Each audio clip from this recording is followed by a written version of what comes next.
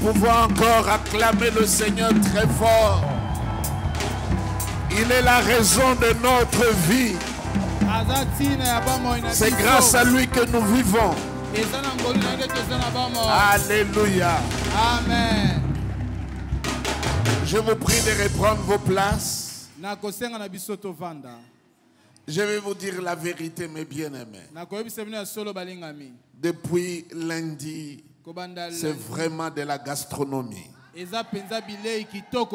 Nous sommes encouragés, motivés, défiés, renouvelés, transformés.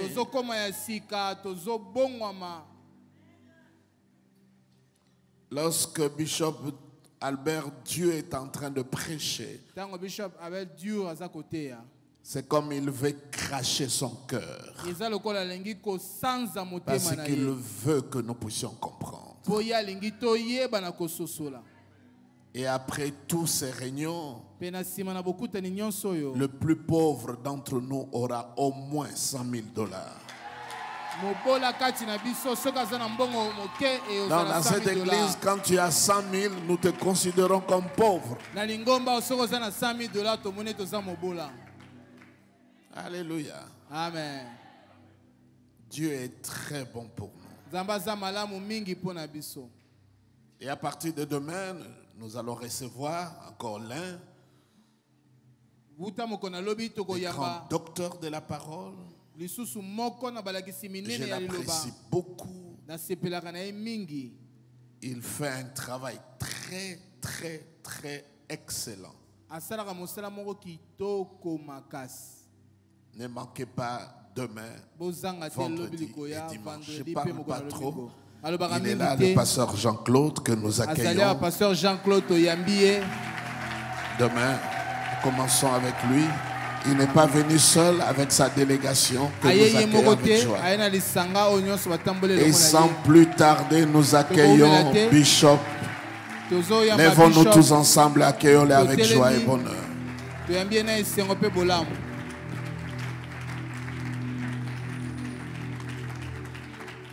Gloire au Seigneur.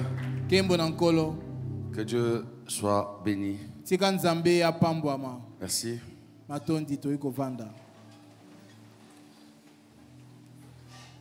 Alléluia. Amen. C'est vrai, nous avons passé des bons petits moments. Ma seule préoccupation est que réellement que chacun de nous ait pu avoir quelque chose. Vous savez, quand on était jeune, on prêchait pour impressionner, épater. Pour qu'on sache qu'on est des grands prédicateurs. Mais ce qui nous préoccupe aujourd'hui, c'est de parler dans toute la simplicité, mais que les gens saisissent quelque chose. Mais je vais insister sur un fait. Au-delà de tous les principes que je vous ai donnés, afin que cette phrase « tout est à nous » soit une évidence, et que la royauté soit acquise, selon le verset que j'ai donné dans l'Apocalypse chapitre 1er, le verset 6, il est venu faire de nous un royaume des sacrificateurs. Et comme je vous ai dit dans le 3e épître de Jean, il dit: je souhaite que tu prospères à tous égards, comme prospère l'état de ton âme. Je prie qu'il y ait l'équilibre dans ta vie. Lève ta main et dis avec moi: équilibre. Équilibre de la même manière que tu vas prospérer spirituellement, que de la même manière que tu excelles financièrement, que de cette même manière que tu excelles matériellement. Mais ensemble, nous avons reconnu que l'Église a marché d'une manière déphasée. Mais nous nous levons pour réclamer notre royauté. Mais j'ai refusé de faire ces réclamations par déclaration seulement. Mais je crois que toute chose égale par ailleurs est régie par de lois. C'est comme ça que j'ai essayé d'énumérer quelques points hier. Je n'aurai pas le temps de récapituler parce que je vais maximiser mon temps. Mais n'oubliez pas que je parlais des opportunités. Dis à ton voisin, ne rate pas l'opportunité de ta vie.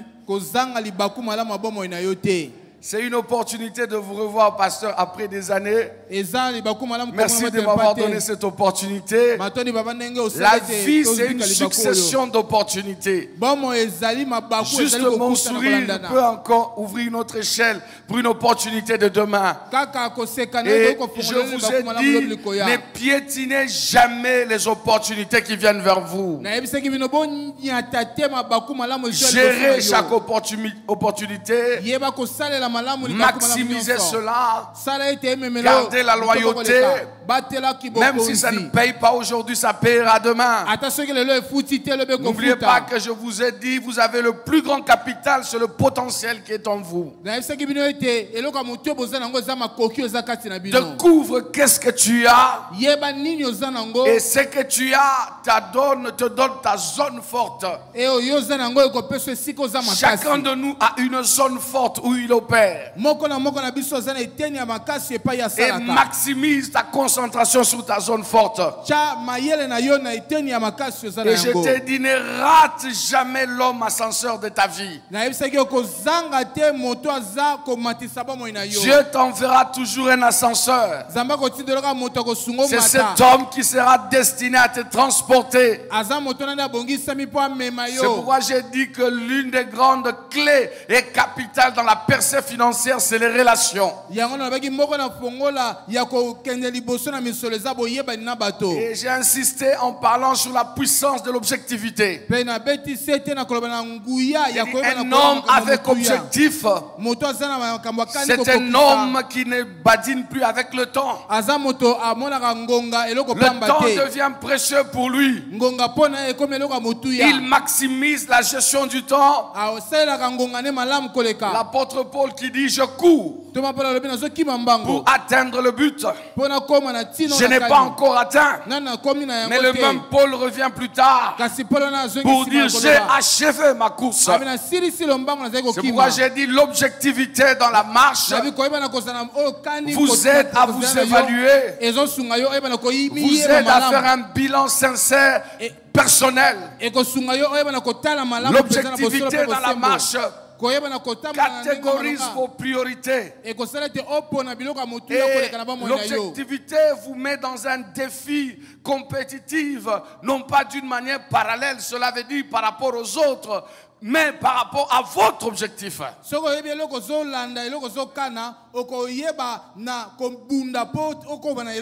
homme avec objectif, il est sanctifié de la jalousie. Il est sanctifié de la haine parce qu'il sait ce qu'il poursuit. Et il ne va se comparer à personne. Comme vous allez voir dans les écrits de Paul, c'était un homme objectif. Il a dit, Apollos a planté, j'ai planté, Apollos a arrosé, plutôt celui qui fait croître, c'est Dieu, parce que c'est un homme qui était objectif. Quand tu n'as pas d'objectivité, tu vas tâtonner. Et je vous ai dit, la stabilité dans un domaine vous amène à la perfection. Lorsque nous, étant pasteurs, nous nous sommes engagés pleinement dans les affaires, les gens ont mal dit, les gens ont mal parlé. Et chaque fois, je le disais, 100% pasteur, 100% homme d'affaires. Les gens nous ont prêché.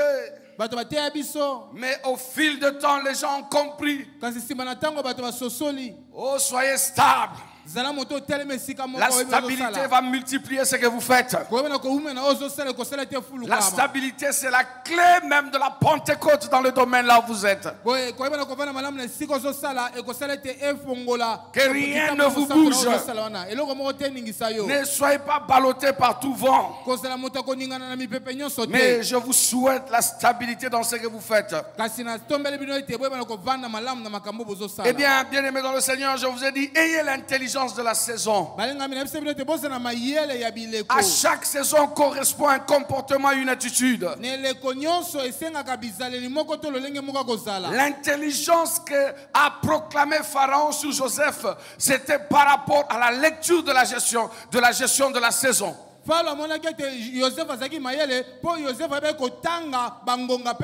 Joseph donne la prophétie. Il y aura 7 années d'abondance, 7 années de sécheresse. Mais ô roi, il faut savoir se comporter dans la période d'abondance. C'est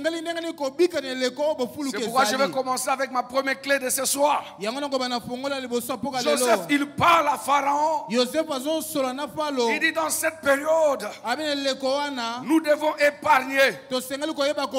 Nous devons faire des réserves. Parce que les 7 années de vaches maigres arriveront.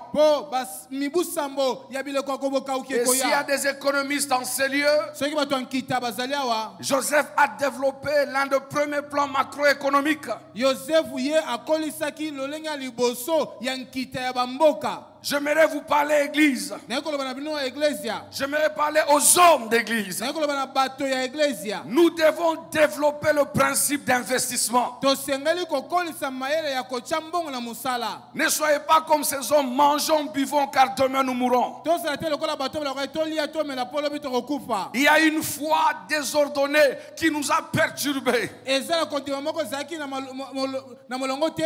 Notre foi pentecôtiste nous dit Dieu qui a donné aujourd'hui, à chaque jour suffit sa peine.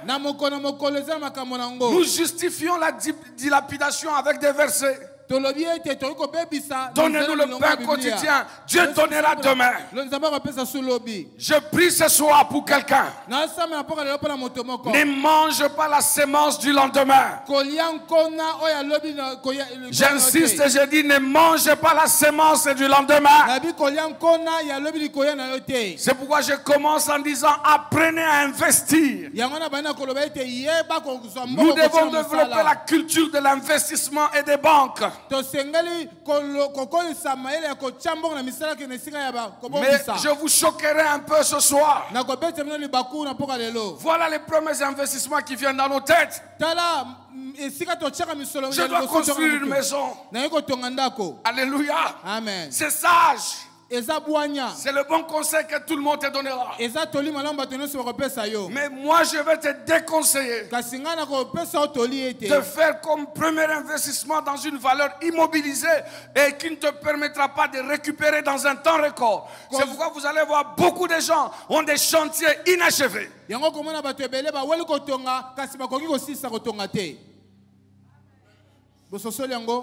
Est-ce que je me fais comprendre? Est-ce que quelqu'un me saisit? Avant d'investir dans une valeur immobilisée, vous devez investir dans une valeur rotative. Cela veut dire qu'il peut être en mesure de vous générer des recettes régulièrement qui peuvent vous maintenir dans une constance financière.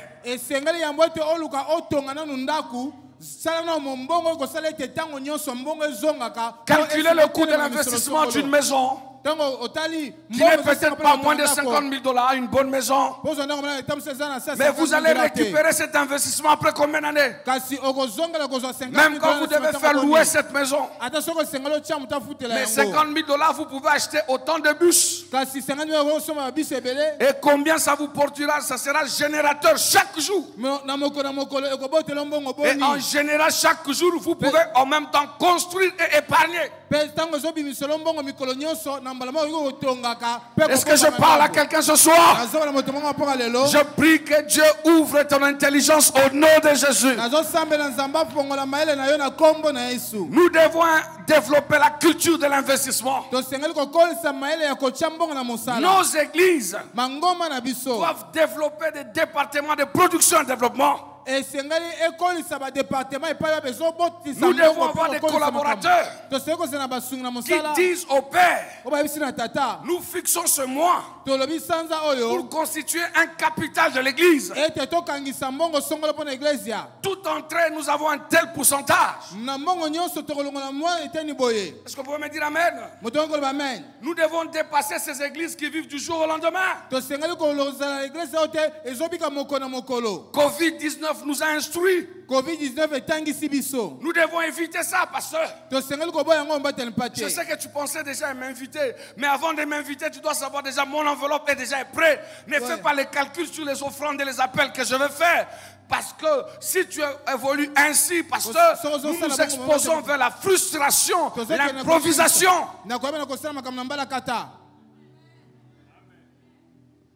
Et pour qu'on arrive à cela, nous devons donner la responsabilité des finances aux gens qui ont la technicité financière. Est-ce que vous êtes avec moi ce soir? Écoutez-moi, Église de Dieu. Vous êtes à Matongé. Je bénis le Seigneur. On ne peut pas manquer 10 boutiques à Matongé. Alléluia. Amen. Lorsque j'ai été déstabilisé, mon vieux, j'ai regroupé les partenaires. J'ai rassemblé l'argent. J'ai mis un capital. On a pris un frère. Il a commencé à acheter le bois pour l'église et il revendait. Et nous lui avons dit, nous prenons 70%. Et toi tu prends 30%. C'est ton salaire. Prenez des mamans. Envoyez-les au Bénin. Prenez des femmes. Mettez-les au marché. Pour le compte de l'église. Ne mangez pas parce que c'est pour l'église. Mais non, là c'est une entreprise. Le premier capital que l'église a, c'est le capital humain. Amen. Alléluia. Amen. Nous devons faire de séminaires économiques où nous demandons à chaque jeune personne de nous faire un projet bancable. Un projet avec un budget minime. Et nous pouvons sélectionner. Et l'église finance. On peut sélectionner 10 projets. Que nous disons celui-ci, nous allons le perfectionner dans ce premier trimestre, l'autre deuxième trimestre. Et nous voyons l'évolution de ces projets. Et l'église deviendra indépendante des paniers de l'offrande. Kitunga mabonza. Bozolanda.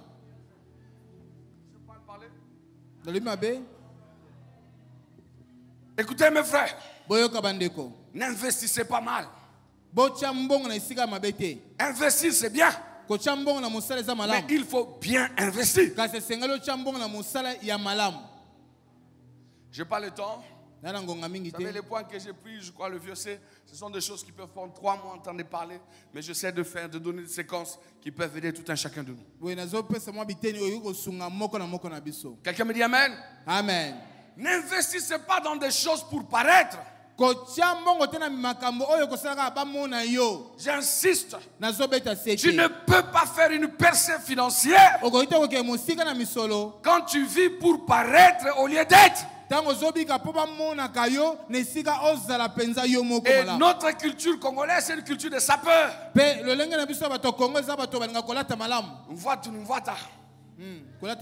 Alléluia. Amen. Tu as une montre Rolex. Tu as seulement la manière dont tu es habillé, c'est $5,000, $4,000. Écoutez, je veux que vous m'écoutiez très bien. Je vais parler sur la puissance de l'endettement. Vous découvrez votre maturité spirituelle le jour où vous arrêtez de vous endetter pour les habits.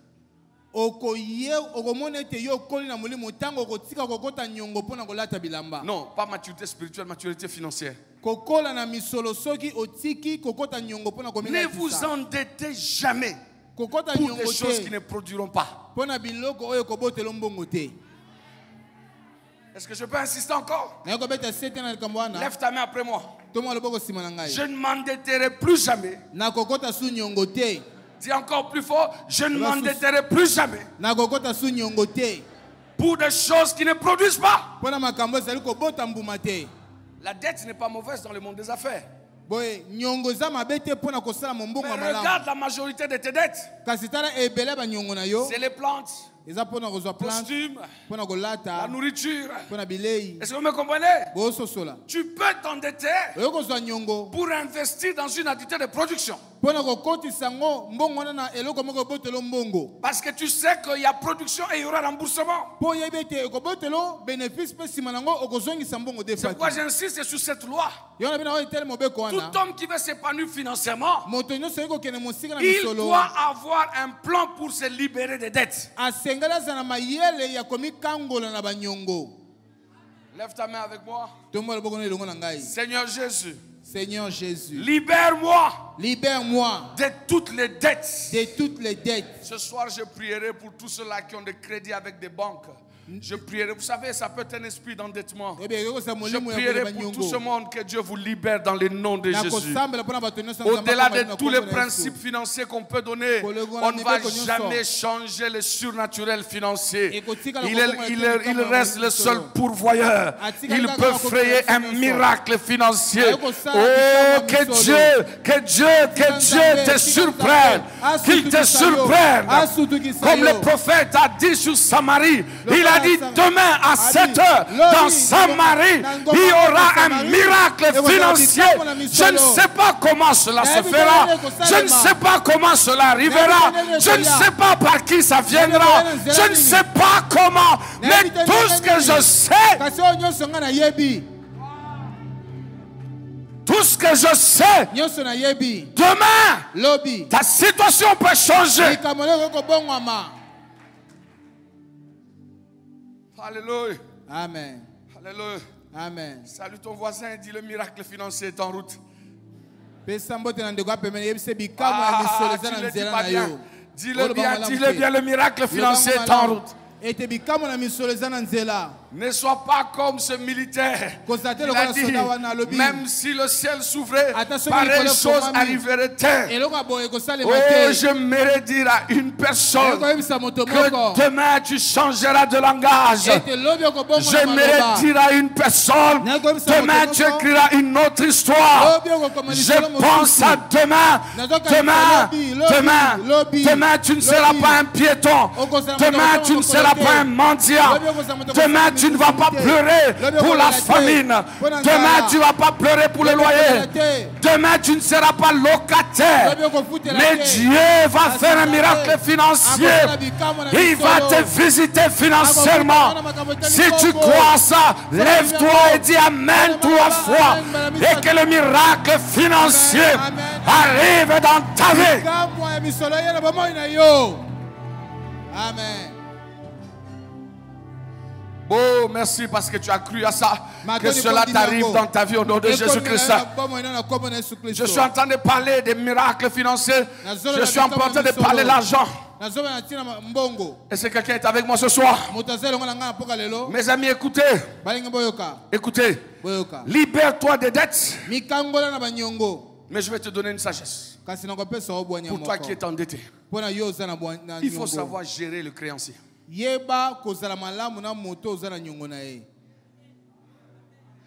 Ne fouille jamais le créancier. Ne promets jamais par peur. Ne promets jamais par pression. Non, non, fouta lobby. Mais l'homme est comme à minute. Alléluia. Amen. Est-ce que vous êtes avec moi? Je sais que to beta mabaku ebele pour nyungu. Et ça bateau amin dimila et mugona téléphone, le téléphone de votre correspondant. Mais bien aimé, laissez-moi vous dire, il n'y a pas une puissance devant le créancier comme la sincérité. S'il veut te tuer, qu'il te tue. Mais ce que je sais, il ne te tuera pas. Mais il y a une force dans la sincérité. Soyez sincères avec vos créanciers.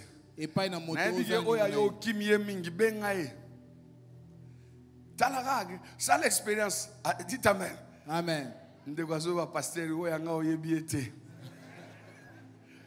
Alléluia. Amen. Amen. Amen. Écoutez, mes bien-aimés, que Dieu vous libère des dettes dans les noms de Jésus.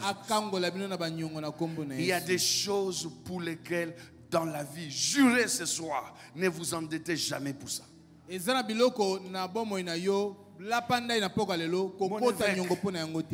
Nous devons enseigner à nos enfants de ne jamais s'endetter pour les choses éphémères. Ne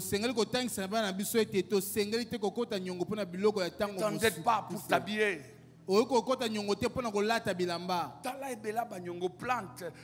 Non. Ces choses ne produisent rien. Mais j'aimerais ouvrir une parenthèse. Il y a des choses qui sont improductives pour toi, mais elles peuvent être productives pour l'autre.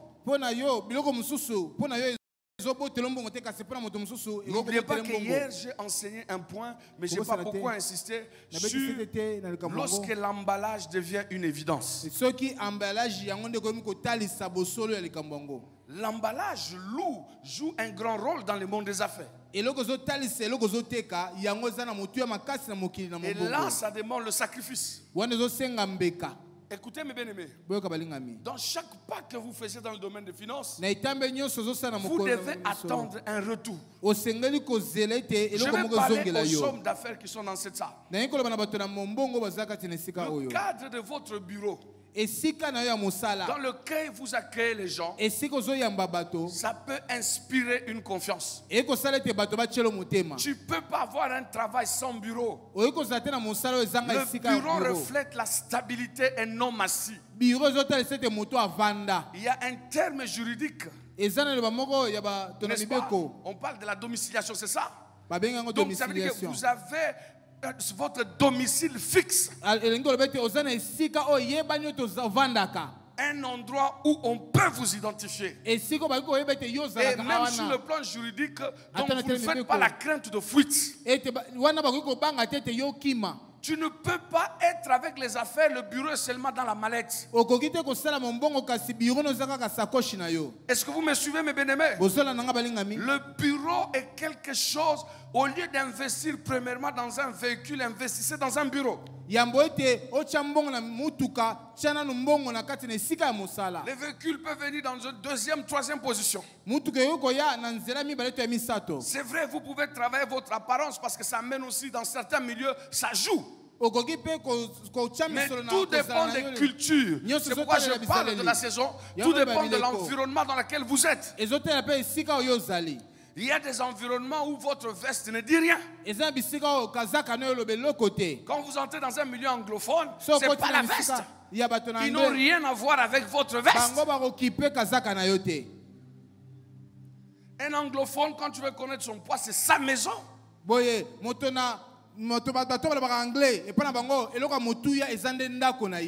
Quelqu'un me dit un amen. Il y a des choses que vous, sur lesquelles vous devez veiller. Ça vous inspire la confiance. Alléluia. Même votre manière de vous habiller, mon ami, ça joue. Tu ne peux pas terminer les études, tu as ta licence, tu vas chercher un travail. Quand tu es dans le bureau, quelqu'un te regarde et dit, mais intelligent, oui, mais tu n'inspires pas confiance. Les Français disent l'habit ne fait pas quoi? Le moine, mais on reconnaît le moine par son habit.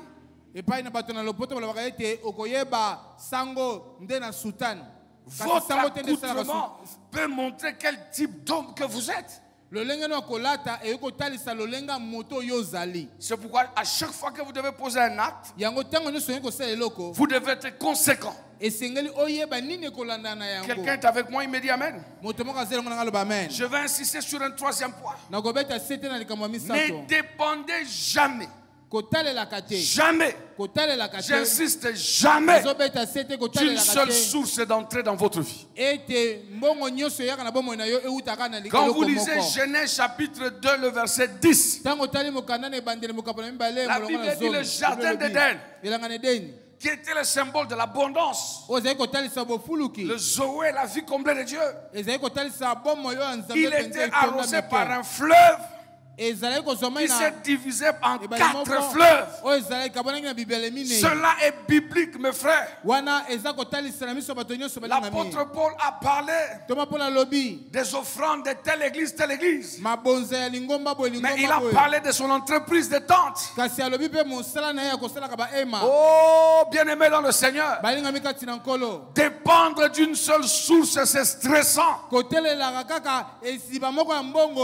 Ça va vous stresser. Évitez de vivre d'une seule source d'entrée. Quand vous commencez avec une seule entrée et que vous évoluez, créez une deuxième entrée. Si vous êtes dans les habits, créez dans le domaine alimentaire. Si vous êtes dans l'alimentaire, allez dans les pharmacies. Si vous êtes dans les pharmacies, allez aussi dans le transport. Changez de domaine au minimum dans votre vie. Ayez 4 sources d'entrée. Ça vous donnera l'équilibre. Ça vous donnera la paix dans votre marche. Est-ce que je suis en train de parler à quelqu'un? Je le sens dans mon cœur que je parle à une personne. Je le sens dans mon cœur que je parle à une personne. Maman nayebi koteka kananzando maputa. Mais kotika la kana maputa te kaka pe mbisi. Soko bandi mbisi koli zwape madesu. Soko zui madesu. Mais stiga bisika ekeseni. Molingala est bon? Amen. Il est bon. Alléluia. Amen. Oui, je vous dis, mes frères. Covid a enseigné le pasteur. Covid est tangi sur battre l'empathie. Covid a enseigné le pasteur. Covid est tangi sur battre l'empathie. Mais nous qui ne dépendons pas des offrandes, nous on avait la paix. Biso auto zalagi côté la kama bonzate to na kimia. Quelqu'un me dit amen. Amen. Ayez plusieurs sources d'entrée. Lève ta main droite, prie après moi. Seigneur Jésus. Seigneur Jésus. À partir de maintenant. Je déclare l'ouverture de plusieurs sources. Que plusieurs sources soient ouvertes. Au nom de Jésus. Alléluia. Amen. Que Dieu vous bénisse. Dis à ton voisin, multiplie les sources d'entrée.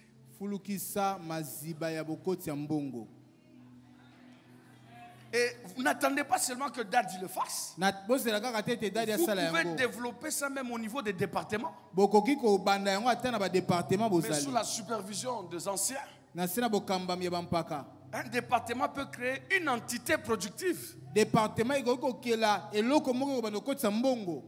Alléluia. Amen. Et vous allez surprendre le pasteur. En tant que chorale, nous avons acheté le synthé, nous avons acheté le drum, nous avons assisté tel frère. Parce qu'il y a production. Souvenez-vous, mes amis, la manifestation de la bénédiction par la production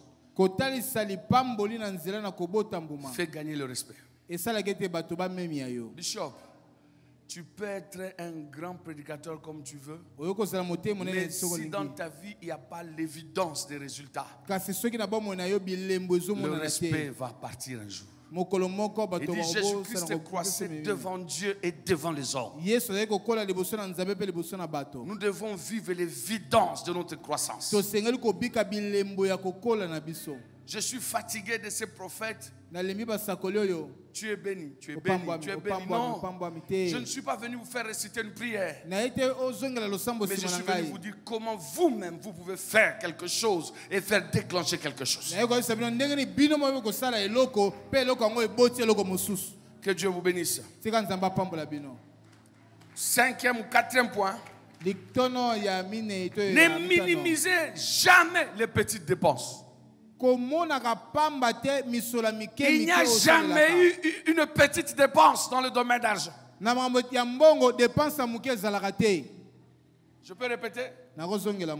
Écoutez, faites la sommation, maman. N'a pas essayé que moi 20 lelo. Lobi au pesi 20 000 balais. Lobi kuna 20 000 satou. Au sali calcul dans un mois. Ba 20 bimi et go sala 1000 2000.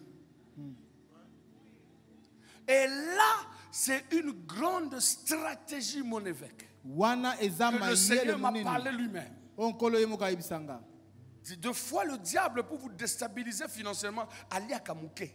Le diable, de fois, il ne vient pas vous racler un balai de tempête comme Job. Est-ce que vous êtes avec moi, église?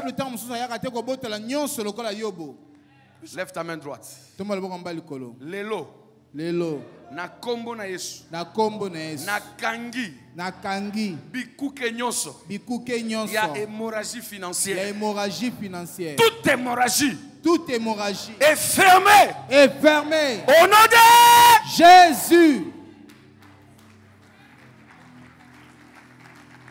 Tu peux être là, bah foutu $1000. Là, je tombe sur un autre point.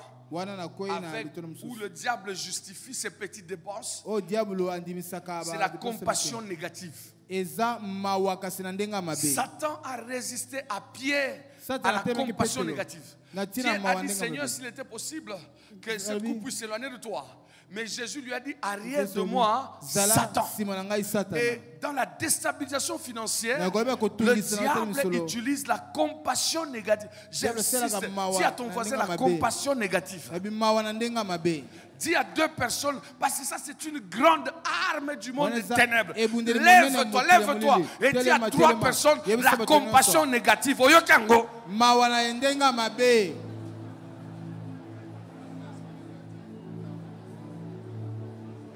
Que Dieu vous bénisse. Acclamons le Seigneur. Mon évêque, nous devons être disciplinés avec une limite. À un montant entre, tu te dis, ma limite de ce que je peux faire comme aide, c'est tel montant. Sinon, tu vas te rendre compte. Tu vas aider la dot. Tu vas aider les Minerva, tu vas aider la maladie, tu vas donner le transport, tu vas aider le loyer. Au nom de quoi? De la compassion. Mais à la fin, à la fin, yo moko ndako no esilité. Mais bato moko no sunga ki bango ye moko alobaka mutu ambongo, mais eloko ni naza nango. Nalobi mabe? Mais il y a le barazan en bongo, bongo nega ba veste, bongo nega ba veste. Mais ils oublient. Mais bien aimé, je vais vous dire que tous les gens qui donnent, ce n'est pas parce qu'ils en ont beaucoup.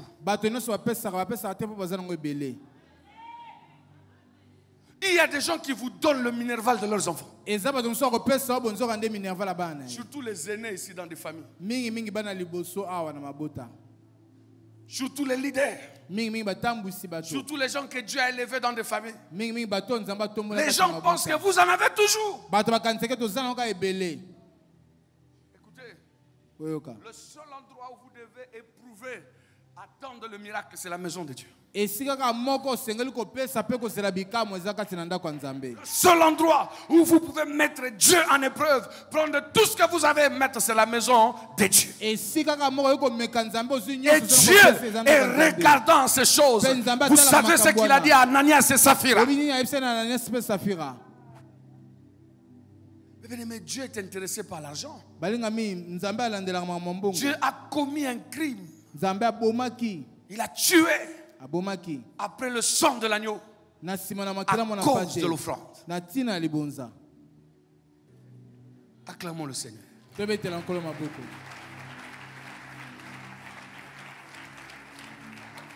Est-ce que je parle à quelqu'un ce soir? Si c'est à toi que je parle, agite ta main, dis alléluia. Les petites dépenses. Restaurant. Ceci. Regarde. Regarde cette journée d'aujourd'hui, les petites dépenses, tu as dépensé combien? Est-ce que chacun peut écrire? Lui-même, sois honnête. Sois vrai, papa.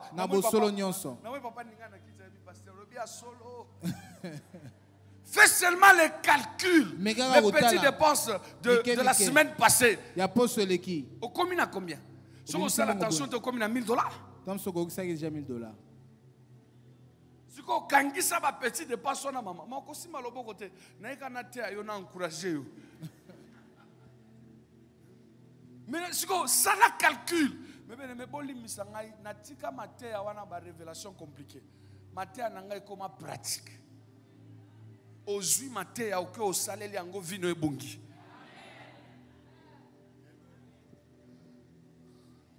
Alléluia. Amen. Muke olongoli, muke. Et bazolia muke. Ozalaki na capital au banda commerce, o na zelikop mosusu koya. Kop mosusu koya. Kop mosusu. Eza boyete papa. Pona ba mike.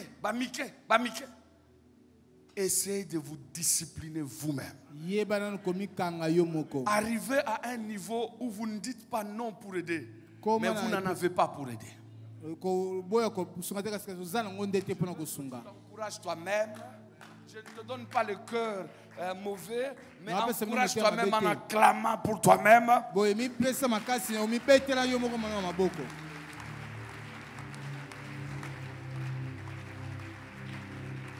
Quelqu'un me suit ce soir? N'oublie pas plusieurs sources d'entrée. Ne minimisez pas les petites dépenses. Quelqu'un est avec moi ce soir? Que Dieu te bénisse dans le nom de Jésus. Mes bien-aimés dans le Seigneur, j'ai 2 points et je vais terminer. J'ai 2 points et je m'arrête par là. Au-delà de tous ces principes que je vous ai donnés, il y a un moment dans le domaine financier, le combat spirituel devient inévitable.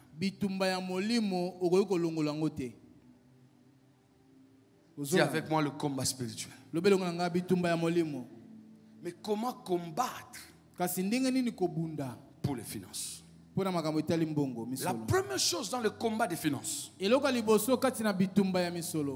vous devez identifier quel est le type de votre combat. J'ai dit quoi? J'ai dit quoi? Quel est le type de votre combat? Identifiez le type de votre combat. Il y a des gens qui, leur combat, c'est que ils reçoivent l'argent, mais l'argent finit vite. Il y a des gens qui, ils ont des promesses d'argent, mais à chaque fois qu'on veut payer, il y a toujours une raison. Voire même où il faut la foutre à Koufi.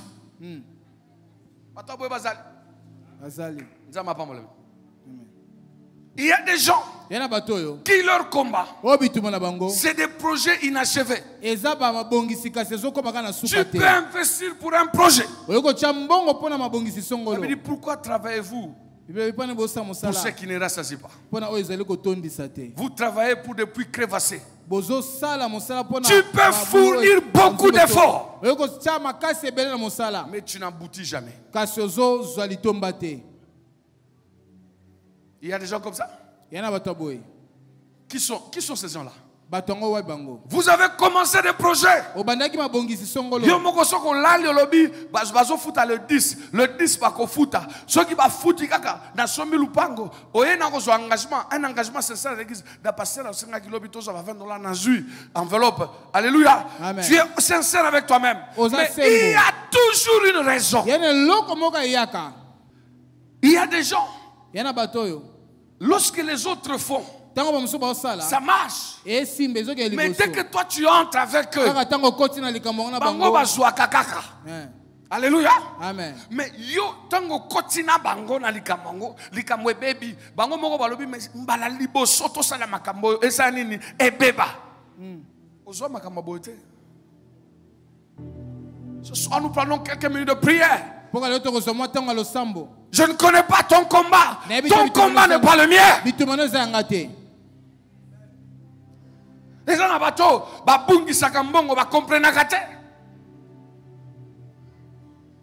c'est très important.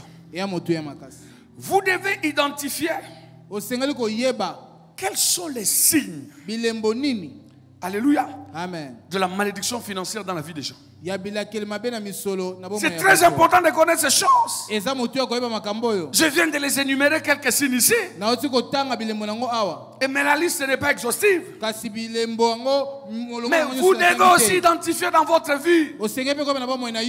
Il y a des agents. Il y a des agents de la déstabilisation financière. Le diable est rusé. Il peut t'envoyer des portes de la déstabilisation financière. Quelqu'un me dit un amen. Quelqu'un me dit un amen. Amen. Non seulement il y a des agents, mais il y a des attitudes de caractère de la dilapidation financière. Tu aimes tellement t'habiller. Au cause d'un bon projet, mais surtout que ce soit $2000. Tu n'as pas récupéré. Mais comme il y a, et comme il aurait singa moko boy.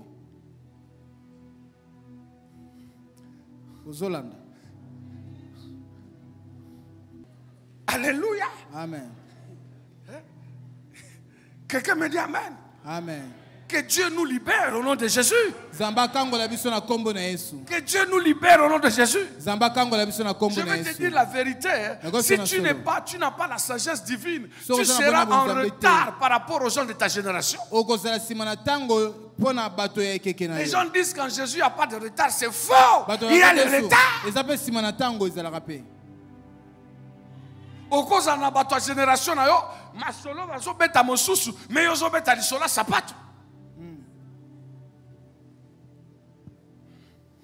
identifie ton combat. Les hommes disent amen, je vous parle. Il y a des femmes que le diable envoie avec des missions spéciales. Au coin na libabe moko na tongo asengyo $100 à unité, na 12 heures asengyo $300 à salon, na poko asengyo 200 à son roba que de mariage. Le lendemain maman naza malade facture ezangi 400. Soko beti machine une semaine, ozo beta déjà 4000 6000. Mais yemoko puis ba mikolo ba ko ba professionnel asenga rebelete 200 300 100 moi 50 unités. Quand tu veux un peu refuser. Mais non, moi si nayo, nana go pesa. Olingi na senga mutu mosusu.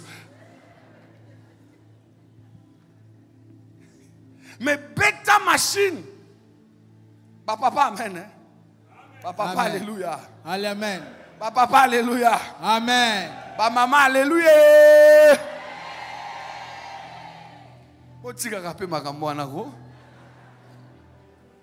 Mais dans mon petit machine, tu te retrouves budget sec.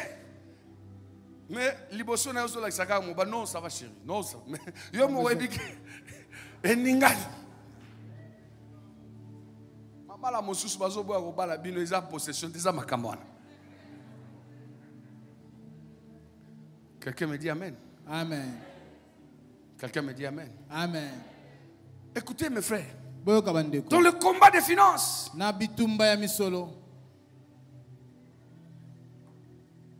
il y a des alliances qui portent malheur.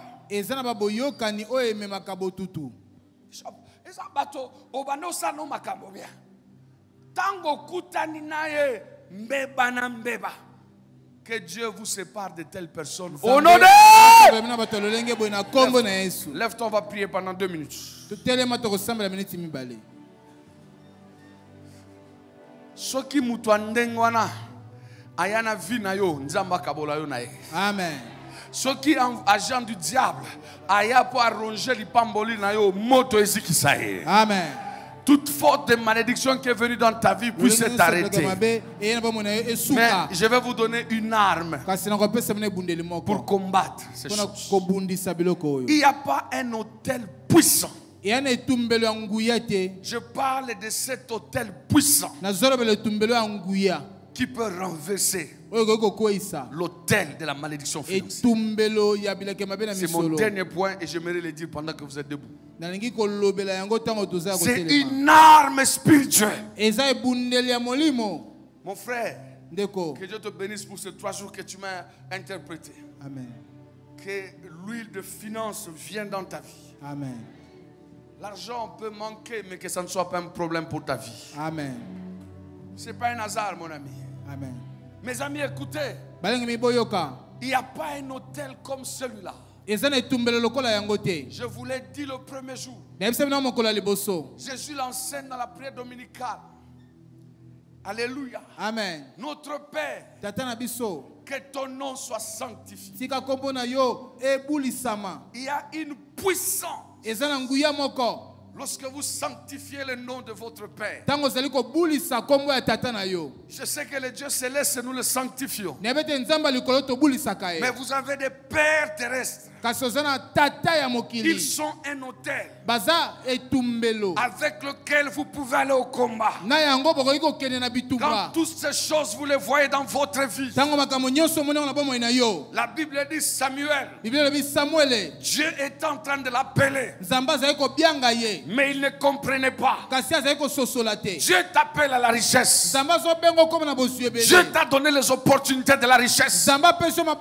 Mais tu n'as pas saisi, tu n'as pas compris. Tu as raté la première opportunité. Tu as raté la deuxième opportunité. Tu as raté la troisième opportunité. Mais le vieux Samuel, qui ne voyait plus, il avait quelque chose de particulier. Il dit, l'enfant, c'est Dieu qui l'appelle.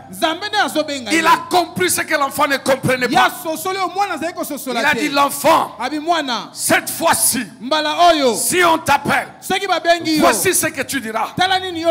Éternel, Yahweh, parle. Ton serviteur écoute. Une phrase simple, une clé simple, un code simple, mais qui a ouvert la destinée de ce jeune prophète. Je salue tous les pères de cette ville. Je salue le père de cette maison. Le père a le code dans sa bouche. Le père de Joseph n'a pas rêvé. Il n'a pas eu le rêve. Celui qui a rêvé 2 fois était Joseph. Mais lorsque les chars de Madian était en route pour le prendre, Joseph était en brousse. Il ne savait pas que les chars étaient en route. Mais le père a dit, faites-moi venir Joseph. Il a entendu le bruit des chars de Madianites. Je bénis Dieu ce soir. J'entends le bruit des chars de Madianites qui sont en train de venir pour transporter ton rêve. Le rêve que tu as vu. Le rêve de ta vie. Tous les grands rêveurs sont des grands hommes. Martin Luther King a dit, j'ai fait un rêve. Mais il y a des hommes qui peuvent vous faire transporter pour que le rêve s'accomplisse. J'ai dit ce soir, il y a un hôtel qui peut prendre le rêve. Il devient une réalité. Que Dieu vous bénisse, Daddy. Je sais que vous entendez le bruit. Le bruit des chars qui vont te prendre pour t'amener dans les palais de Pharaon. J'entends le bruit. Est-ce qu'il y a quelqu'un qui entend le bruit comme moi? Oh, j'entends le bruit. Le bruit d'une grande moisson. Le bruit des millions. Le bruit qui va basculer ta vie. David avait l'onction. Son père n'avait pas l'onction. Mais il a entendu les pas de Goliath. Il a dit, David, prends le pain, va donner à tes frères. Oh, ce soir, il y a un David. Mais j'aimerais te dire, ce père, il a le code dans sa bouche. Il a le code dans ta bouche pour débloquer ton élévation, pour débloquer tes affaires, pour débloquer ton avenir. Oh, Shabodadaba.